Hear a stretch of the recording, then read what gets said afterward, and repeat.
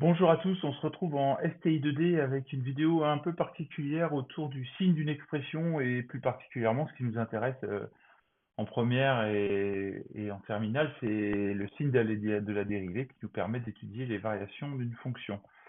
On va prendre plein de petits exemples. L'idée c'est que dans notre tableau, au moment de construire le tableau, on pense pour chaque ligne du tableau, j'ai affaire à quoi? J'ai affaire à une fonction affine, j'ai affaire à une expression du second degré, j'ai affaire à un exponentiel, donc positif, etc., etc. Donc, je vais commencer ce premier temps par observer, et tant pis, quitte à reprendre depuis la seconde, mais ça permet de faire une synthèse. Alors, le premier type d'expression qu'on rencontre, c'est une expression du premier degré. Bon, voilà, 2x plus 3, 5 moins x. Dans ces cas-là, on repère une fonction affine. Là, je vais détailler et je vais vous montrer comment moi je peux travailler. Je me dis affine avec a égale 2 positif. Donc, si c'est positif, c'est croissant.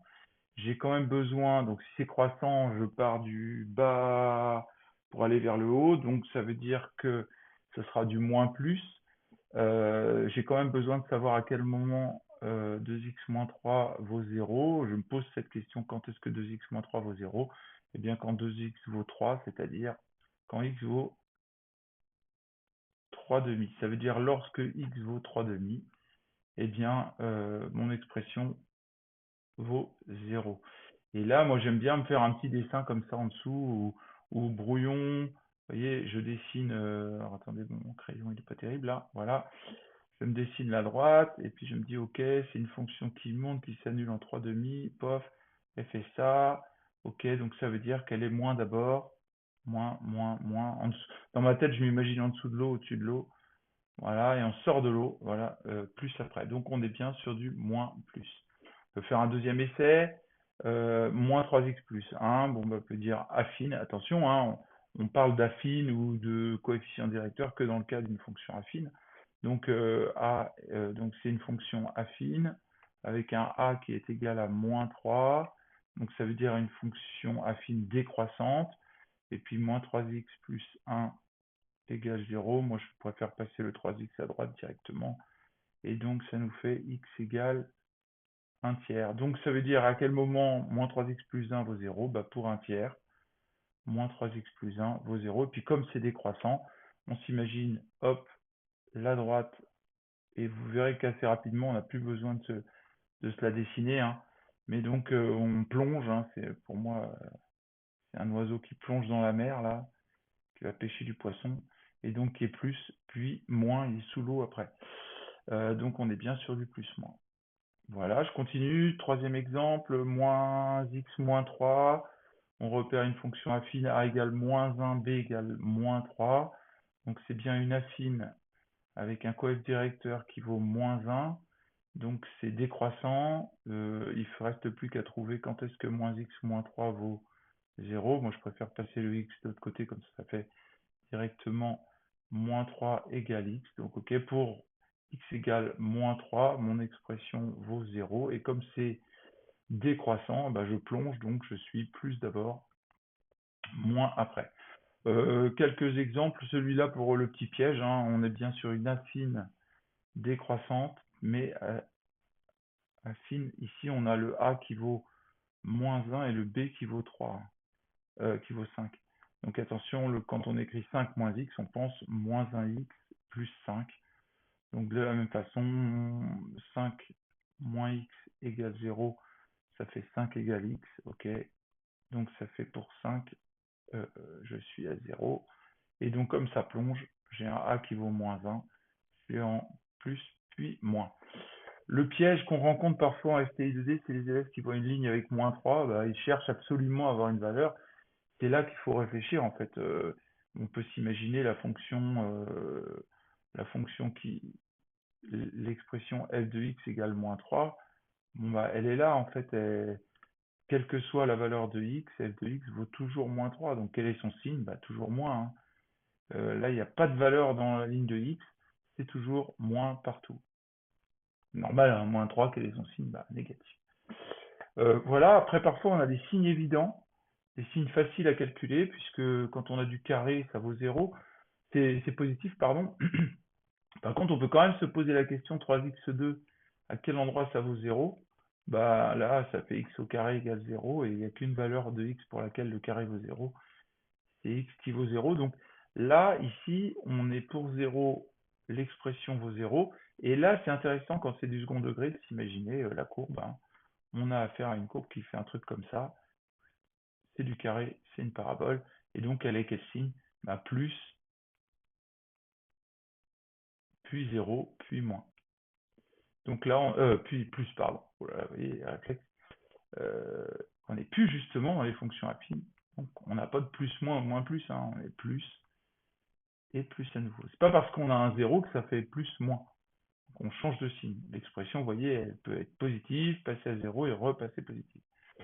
De la même façon, ici, pour les terminales, l'expression suivante, on a moins 5e de moins 3x. Bon, bah là, on peut répondre directement à e de moins 3x. Je sais d'après mon cours que c'est strictement positif, donc c'est plus tout le temps. 2 moins l'infini. Alors, j'ai pas mis les bornes dans les cas précédents, mais c'était sous-entendu. Moins l'infini à plus l'infini, c'est de toute façon positif. Cas suivant, là à nouveau, on a un carré, donc c'est une fonction positive. Néanmoins, 3x au carré plus 1, 3x plus 1 au carré égale 0. Ça peut valoir 0 lorsque 3x plus 1 vaut 0, c'est-à-dire lorsque x vaut moins 1 tiers. Donc vous voyez, là on a un truc, je sais qu'il est positif parce que c'est un carré, et donc quand même, pour moins 1 tiers, ça vaut 0. Donc notamment, c'est important dans le cas où il s'agirait d'une fonction, d'une expression dans laquelle cette expression sera le dénominateur. Donc on ne veut pas de 0 au dénominateur. Donc on est bien un carré, donc c'est positif. Vous voyez, il faut toujours se repérer en disant est-ce que c'est affine, est-ce que c'est une constante, est-ce que c'est un exponentiel tout seul, etc., etc. Là, on voit du ln de x. Bon, on dit, ah, ln de x, ça peut être chaud, ça. Alors, je vous rappelle, ln de x, quand même, c'est défini de 0 à plus l'infini avec 0 exclu. Donc, déjà, je sais que pour 0, c'est une valeur interdite, hein. Maintenant, quel est son signe? Bah, en fait, je peux me poser la question, bah, c'est au carré, donc c'est positif. Je vais quand même me poser la question, quand est-ce que ln de x vaut 0? Bah, vous avez appris dans votre cours que c'est lorsque x vaut 1. Donc, en fait, pour 1, ça vaut 0, et donc comme c'est un carré, c'est toujours positif. Vous voyez, avec un peu d'habitude, vous pouvez régler quand même pas mal de choses. On continue avec une expression du second degré maintenant, quelques situations.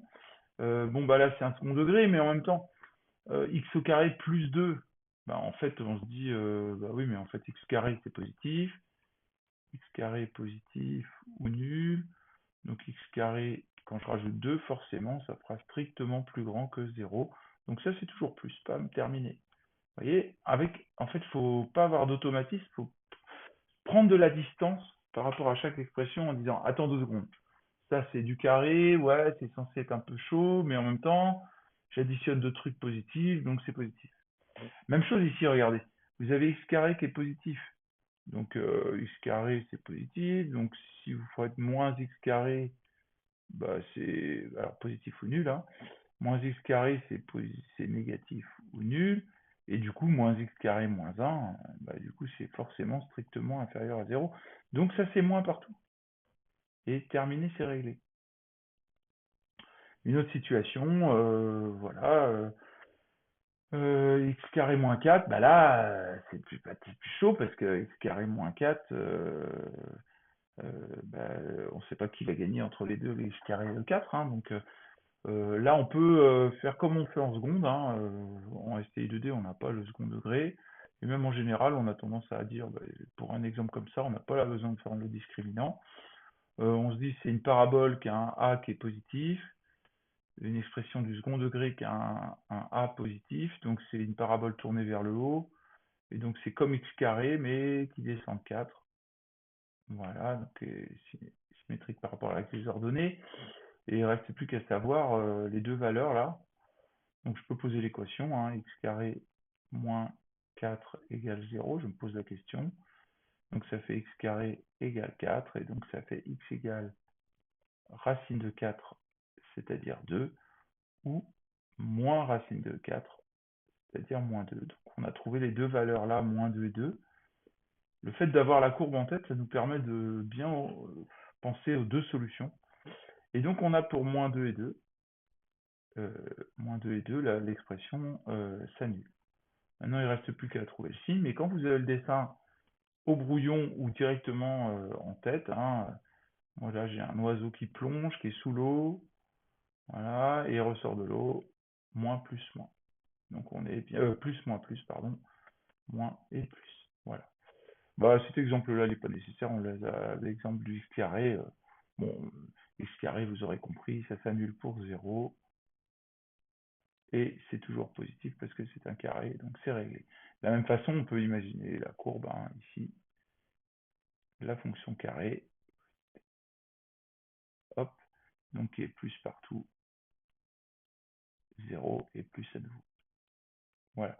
Alors enfin, dans des exercices un peu plus compliqués, on peut voir des situations un peu moins triviales. C'est le cas par exemple quand on a de l'exponentielle ou du log. Et là, là, on va pas pouvoir, on ne sait pas la tête de la courbe, tout ça. Et donc on va être amené à réfléchir en posant des inéquations. Cette fois-ci, on n'a pas le choix en fait.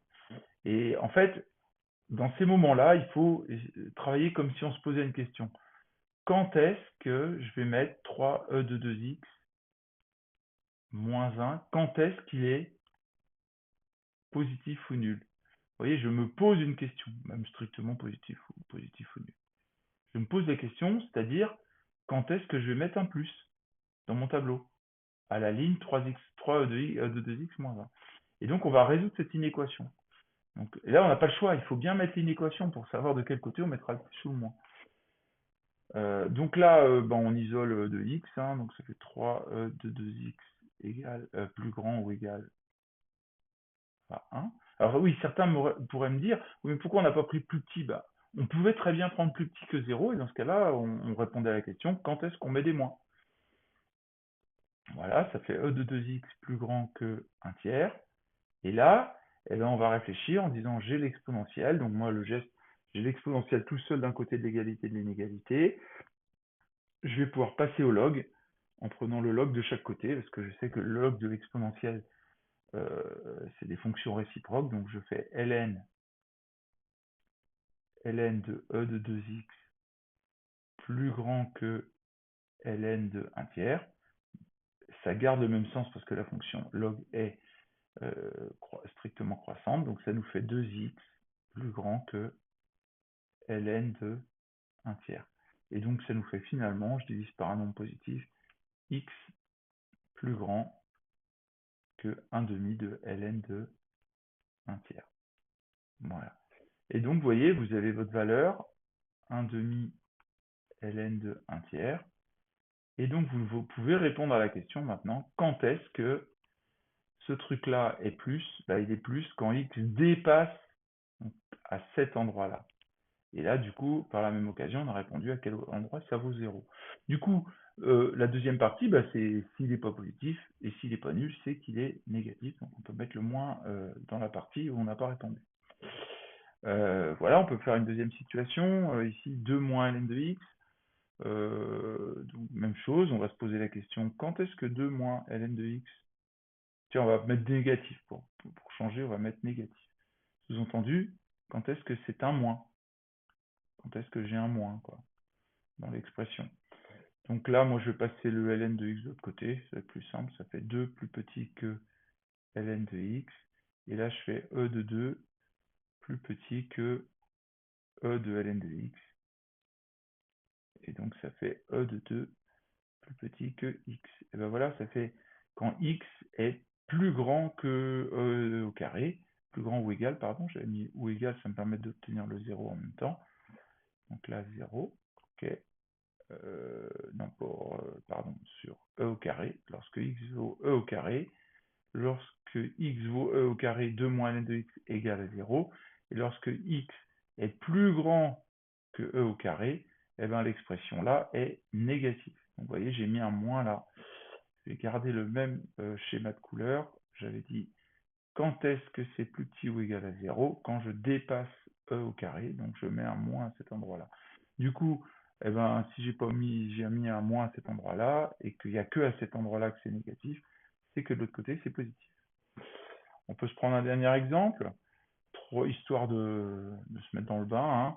Même chose, si j'avais ça, ça fait 3 ln de 2x moins 1. Je vais mettre plus grand que 0 là, pourquoi pas, on va changer. Pour vous faire comprendre qu'on peut choisir au pif, hein. C'est une question que je pose. Quand est-ce que 3 ln de 2x moins 1 est plus grand ou égal à 0? Bah, ça nous fait ln de 2x, je passe le 1 de l'autre côté, plus grand que 1, je divise par 3, 1 tiers. Je passe à l'exponentielle e de ln de 2x plus grand que e de 1 tiers. Voilà, donc ça nous fait 2x plus grand que e de 1 tiers. Hop là, mon crayon qui bug, 1 tiers. Et donc x plus grand, je divise par un nombre positif de chaque côté de l'inégalité. Ça garde le même sens, 1 demi de e de 1 tiers. Et donc je me dis, ok, pour 1 demi de e de 1 tiers, j'ai 0. Et donc quand est-ce que c'est plus grand que 0? Là, sous-entendu la question quand est-ce que c'est plus, c'est ce que j'ai choisi comme question. Et bien quand je dépasse cette valeur, donc plus ici, et du coup, eh ben, j'ai les moins de l'autre côté. Voilà. Alors, plusieurs situations, vous l'aurez constaté, les cas triviaux, fonction affine, fonction expression constante, hein, moins 3 ou 5, bah, c'est toujours positif. Fonction signe évident, un carré, un exponentiel facile.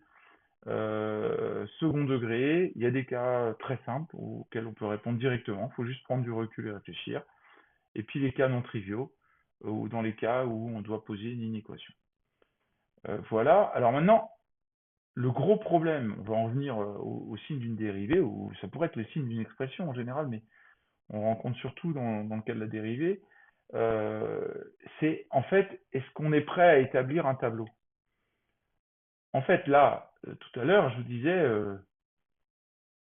3e de 2x moins 1, oui, je suis prêt à faire un tableau parce que je connais,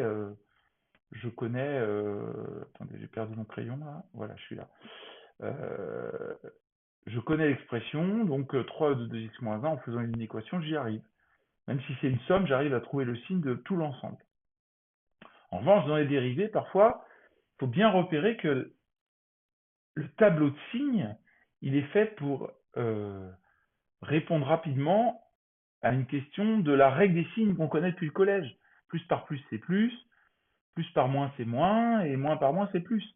Et donc, pour que votre tableau de signes fonctionne, il faut qu'entre chaque ligne, il y ait un produit ou un quotient. Donc, la réponse à votre question, là, on va faire quelques petits exemples. Je vais vous demander, vous pouvez faire des pauses, est-ce que là, on est prêt à faire le tableau? Ben là, j'ai une expression à gauche, x-2, c'est du premier degré, je saurais faire. À droite, j'ai e de 3x, c'est un exponentiel positif, je saurais faire. Et entre les deux, j'ai un multiplié, que je vais symboliser par un point. Donc, c'est bien un produit. Je peux faire une ligne pour le premier, une ligne pour le deuxième. Donc, la réponse, c'est oui, je suis prêt. Pour la deuxième, bah là, honnêtement, comme ça, là, moi, j'en sais rien. Alors, vous voyez, il y a des élèves qui diraient, bon, bah ouais, une ligne pour 2, une ligne pour x. Mais non, on peut pas, parce que c'est pas la règle des signes, on n'a pas de produit, là.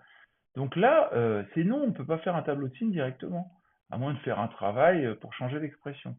Ici, est-ce qu'on peut faire un tableau de signes comme ça? Eh bien non, on n'a pas un produit.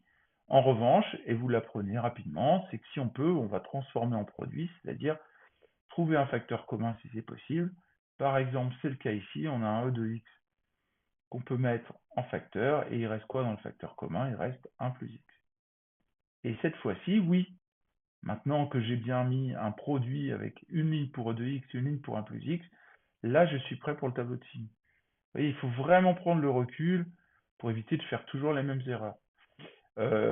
Troisième situation, ici on a un produit, un ln de x moins 3, on va se retrouver dans le cas d'avant avec une équation, e de x moins 1, même chose. Donc oui, là on est prêt. Ce cas-là, j'ai envie de dire, avec le plus 3, ça pue, quoi. Mais en même temps, on peut quand même répondre direct, parce que ici, on peut répondre que tout est positif.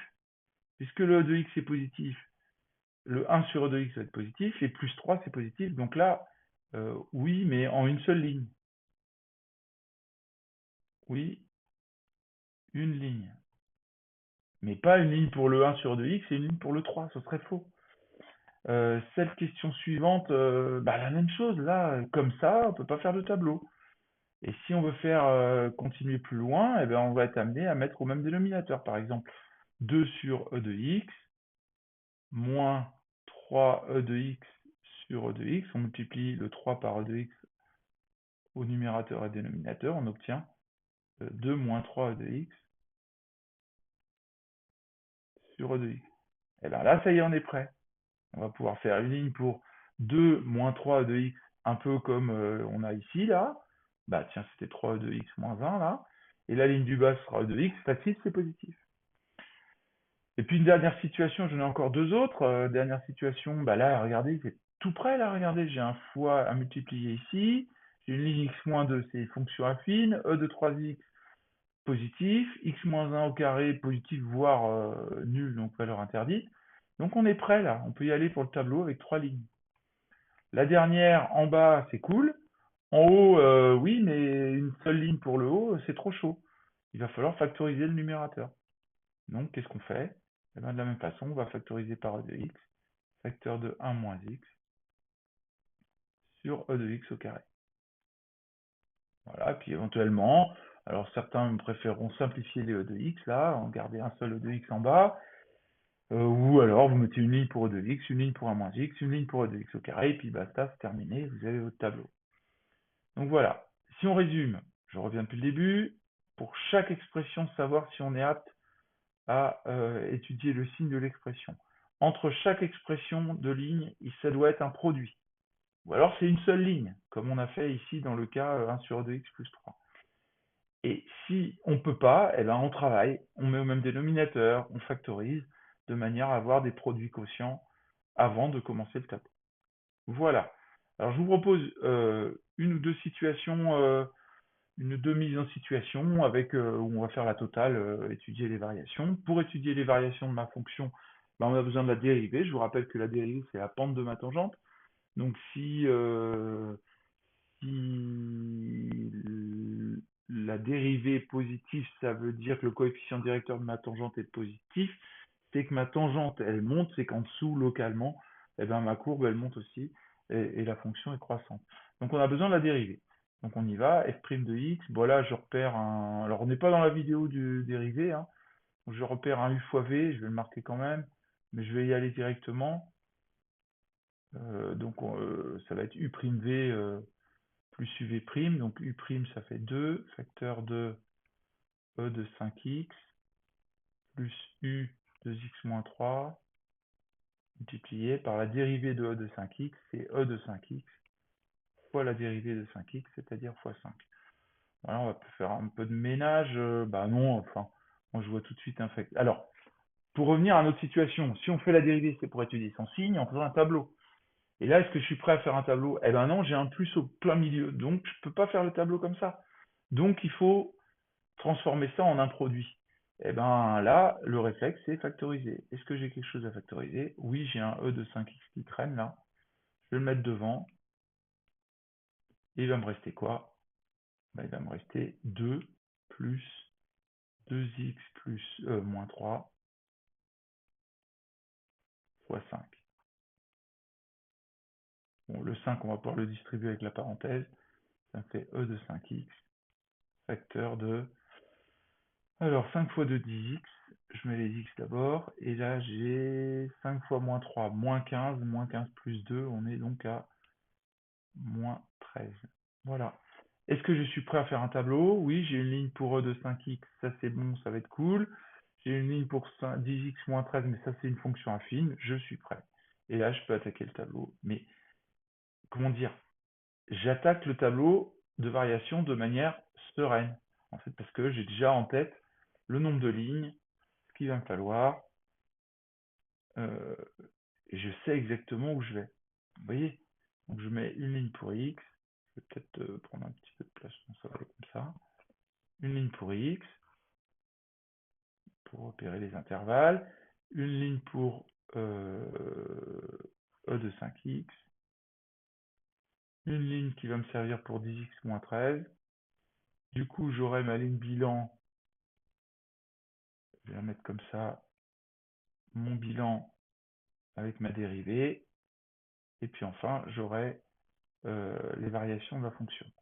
Donc on y va, une ligne pour x, une ligne pour e de 5x, une ligne pour 10x moins 13,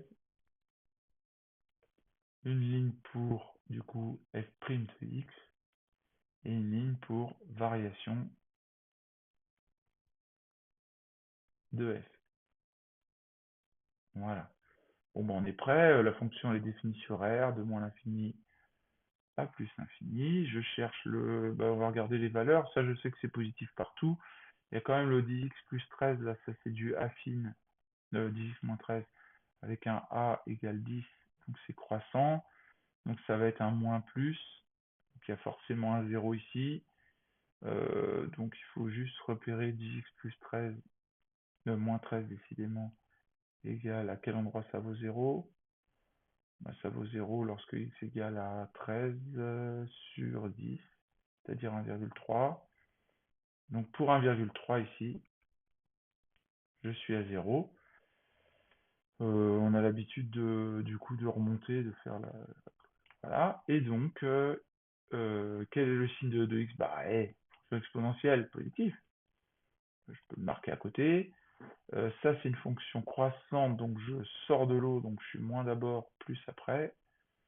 Voilà. Et donc ma dérivée, elle s'annule là. Et donc là, cette fois-ci, j'ai bien un multiplié. Je vais mettre une autre couleur ici. J'ai un multiplié ici. Donc entre les deux lignes là, j'ai un multiplié. Et donc plus par moins, ça fait moins. Et plus par plus, ça fait plus. Je suis désolé pour ceux qui savent, hein, mais d'ailleurs, c'est pas pour vous que j'ai destiné cette vidéo. Pour ceux qui ont besoin de refaire le point. Alors ça y est, j'ai le signe de ma dérivée. Donc ça veut dire que sur la première moitié jusqu'à 1,3, ma dérivée sera toujours négative. Donc j'ai une tangente qui plonge. Le coefficient directeur est négatif, donc c'est une tangente qui descend. Donc ça veut dire que ma fonction en dessous, pour toutes ces valeurs-là, ma fonction, elle est euh, décroissante. Voilà, et puis après, elle est croissante. Alors là, il faudrait calculer f de 1,3, hein, ce que je ne vais pas faire ici. Voilà, on fait un deuxième exemple, et puis après, on va s'arrêter là. Euh,